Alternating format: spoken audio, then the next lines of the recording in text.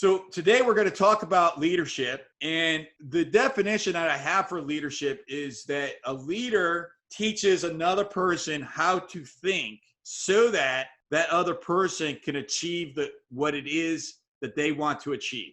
So that that other person can achieve their goals. So listen to what I just said. What's that got to do with me? Nothing.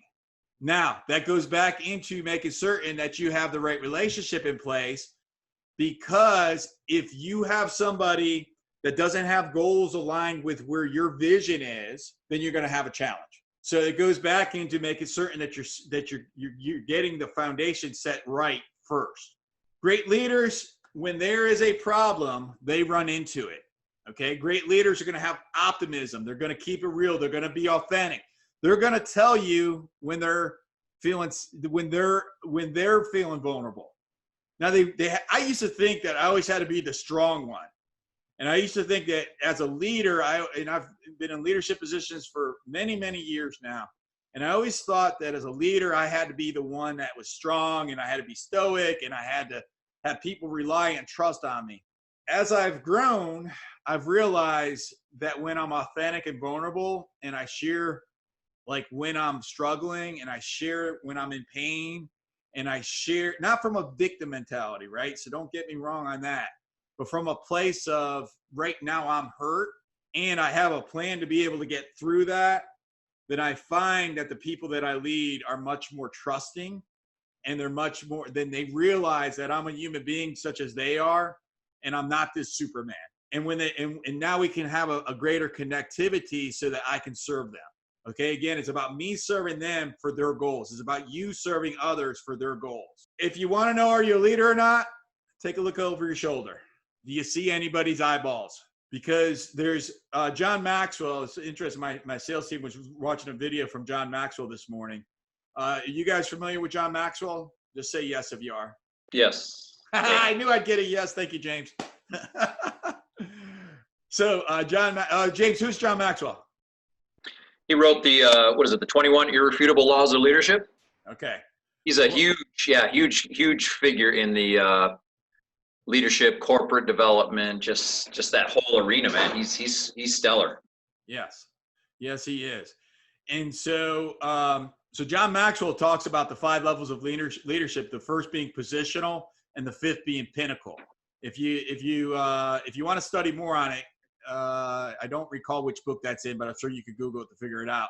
Yep. But essentially, positional is someone gives you a title. You're the general manager. Well, that has a very limited scope of leadership. Pinnacle is when you're teaching other leaders to help other people to achieve their goals. Okay, so basically the pinnacle of leadership is being a leader of leaders. And there's 3 others in between there that John Maxwell talks about. I suggest that you may want to take a look at that book. So some of the questions as a leader that that you should be asking yourself is getting, and this is going to be in the homework today, by the way, is how do I think? Who do I need to know? Right? What words am I going to choose to use? Well, I have the discipline to follow a schedule, because the ultimate truth of this is that the most important person that you will ever lead in your life is yourself. And if you want to have a big life, then you're going to have to empower others to have a big life to be able to push you up. And as they push you up, your job is to pull them up. Okay? And that's the way that you want to be able to have that perspective, that mindset. When I first started in real estate sales, and we just were talking about this, I would think like, how do I get more business, right? And today, I don't necessarily think, and we all know, we in the second class, we talked about lead generation, the second module. And we talk about that as a foundation after mindset, after personal development.